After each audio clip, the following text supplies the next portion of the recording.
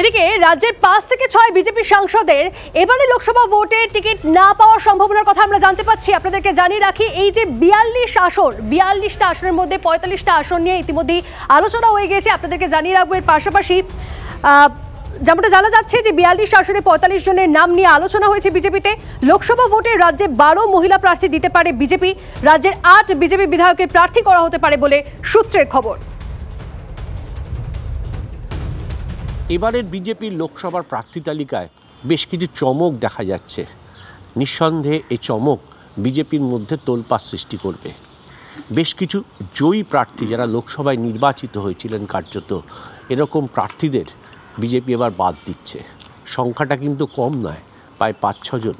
সারা বছর যারা কাজ করেছেন, এমনকি সংসদ হিসাবেও যারা নির্বাচিত হয়ে কাজ করেছেন, তারাই মূলত এবারে প্রার্থী তালিকায় স্থান পাচ্ছে।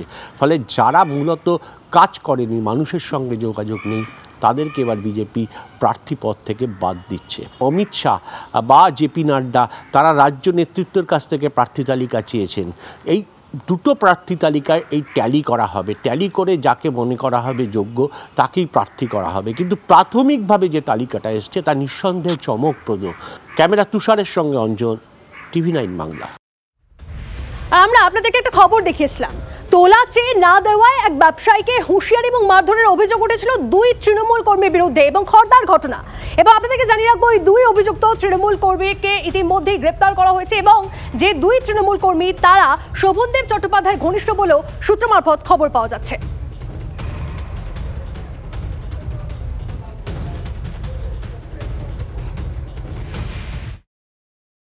এই ৫-৬ হাজার টাকা দে, এখনই দেখি মদের নেশা করে এসছে, এরকম ঝুলে পড়ে যাচ্ছে, খুব স্ল্যাং ল্যাঙ্গুয়েজে আমাকেও গালাগালি করছে। আমি থামাতে গেছি, এখান থেকে সব ভাঙচুর করেছে, আমাকে এই যে শার্ট টেনে ছিঁড়ে। কেন তো সাহস, কেন, কার লোকেরা? এরা আমাকে পরে জানতে পারলাম এটা গোপাল শাহর ছেলে, মানে এরা পানশিলায় থাকে, পানশিলাতে থাকে। গোপাল শাহ আগে? গোপাল শাহ এই আমাদের পৌরসভারই টোটো ইউনিয়নের সেক্রেটারি। কোন দল? তৃণমূল কংগ্রেস। ডাম্পার বলেছে ওটা, ও তো গোপাল শাহ জন্য মদ নিয়ে আসে, তারপরে এই তোলাবাজিগুলো করে। দলের বদলে সে দলের উচ্চতর নেতৃত্ব সব বিষয়টাই জানে, সব জেনে শুনে যদি তারা ঢোক গেলে তারা তা কিছু বলেন নেই, তো উচ্চতর নেতৃত্বটা বুঝবে। আজকে যে ঘটনাটা ঘটলো কল্যাণনগরে, এত বছর তো কোনোদিন ঘটেনি। চূড়া মুখ তো দলের পুড়েছে, যারা আমরা গ্রাসরুট ওয়ার্কার, আমাদেরই মুখ পুড়েছে, ওর কি হবে? তৃণমূল দলটাই এই তোলাবাজির ওপর চলছে।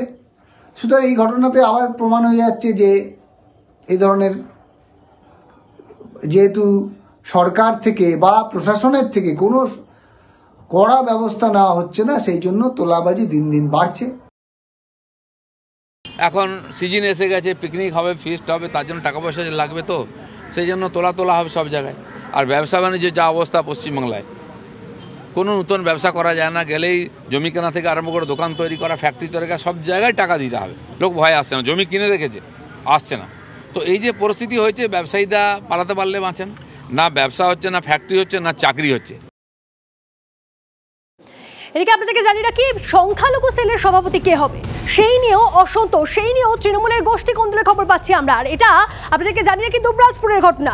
দুবরাজপুর পুরো এলাকায় সংখ্যালঘু সেলের নতুন সভাপতি নিয়ে অসন্তোষ। দলীয় সভায় নতুন সভাপতিকে নিয়ে অসন্তোষ সংখ্যালঘু সেলের সদস্যের। সংখ্যালঘু সেলের সভাপতি যেভাবে করা হয়েছে সেটা নিয়ম মাফিক আমার কাছে নয়। আমাদের সাথে কোন রকম কোনো আলোচনা, কোনো পরামর্শ করা বা কাকে করলে সুবিধা হয়, এরকম আমাদের মতামত কিন্তু নেওয়া হয়নি। দল করেছে, সেখানে আমিও হয়তো একমত।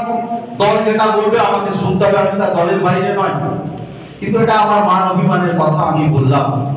দল যখন করে দিয়েছে, আমি যখন মানব, তখন কিন্তু আমি সাধারণ মানুষের কাছে বিতর্কিত কোনো কথা বলবো না, দলের ভিতরেই বলবো।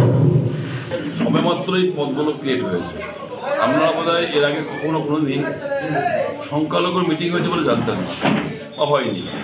অর্থাৎ নতুন করে পার্টির ফরমেশন হচ্ছে, নতুন করে গঠন হচ্ছে। এখানে অনেকের তার ব্যক্তিগত মতামত থাকতেই পারে, আমরা সেটা বলবো, বসে আমাদের মনে হয় অত অসুবিধার কথা নয়। আমরা বসে সেটা আলোচনার মাধ্যমে আমরা নিশ্চয়ই আসতে পারি।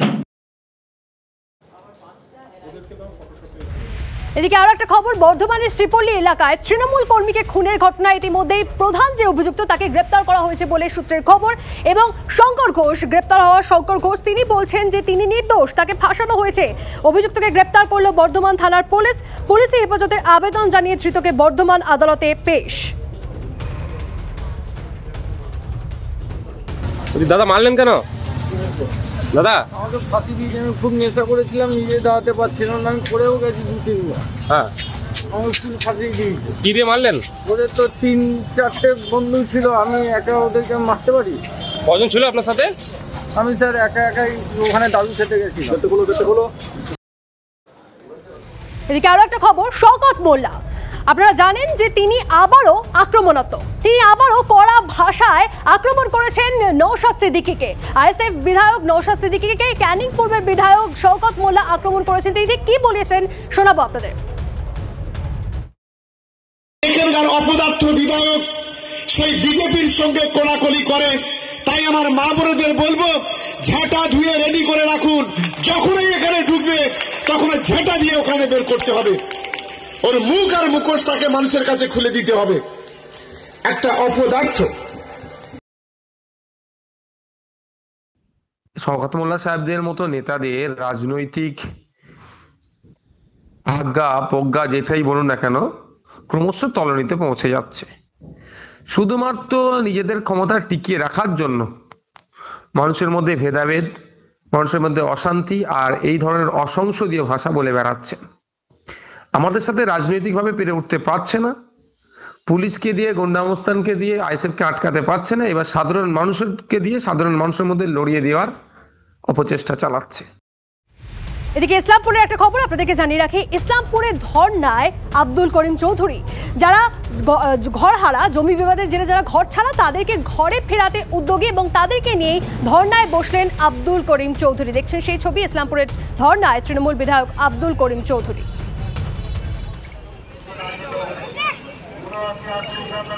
মমতা ব্যানার্জি নজর বদলে নিয়েছে আমার প্রতি, আমার ইসলামপুরের মানুষের প্রতি নজর বদলে নিয়েছে একেবারে। খুব দুঃখ লাগছে আমার, এরকম মমতা ব্যানার্জি যে আমার সঙ্গে করছে, করিম চৌধুরীর সঙ্গে করতে 11 বার এমএলএ জিতায় মানুষের চাহিদার এমএলএ, মানুষের পছন্দের এমএলএ, মানুষের মনের এমএলএ, তাকে আজ মমতা ব্যানার্জি সাইড ট্র্যাক করে দিয়েছে, সাইড ট্র্যাক কর্নার করে দিয়েছে এমএলএকে। এদিকে আরো একটা ঘটনা, অদ্ভুত টাইপের একটা ঘটনা ঘটে গিয়েছে। সেটা হচ্ছে যে একজন মেয়ে, তার বিয়ে হয়ে গেছিল এবং তারপরে তার বাবা প্রেমিকের গাড়ির চাকায় পিষে মৃত্যু হয়েছে এবং সেই খুনের অভিযোগে জড়িত রয়েছে ওই প্রেমিকের সাথে সেই মেয়েও, এমনটাই জানা যাচ্ছে। আপনাদেরকে জানিয়ে রাখি, মেয়ের প্রেমিকের গাড়ির চাকায় পিষে মৃত্যু বাবার। ঘটনায় স্তম্ভিত বোলপুরের যজ্ঞনগরের ঘটনা এবং 8 দিন আগেই বিয়ে হয়েছিল তার। বাড়ি ফিরে প্রেমিকের সঙ্গে উধাও হয়ে যায় সেই মেয়ে। বাধা দিতে গেলে বাবাকে পিষে দেওয়ার অভিযোগ বলে খবর পাচ্ছি আমরা। বোলপুর মহকুমা হাসপাতাল ও পরে বর্ধমান মেডিকেলে নিয়ে যাওয়ায় পথে মৃত্যু। মেয়ের প্রেমিকার বিরুদ্ধে খুনের অভিযোগ পরিবারের। ভাইকে কলাতে ধরলাই, কলাতে টানতে টানতে ছেঁচু নিয়ে যায়, ছেঁচুতে নিয়ে যেয়ে যখন ঘায়ল হয়ে যায় ভাইটাকে ফেলিন দিয়ে ও গাড়ির ওপর দিয়ে চাপা দিয়ে ওরা বেরিয়ে যায়।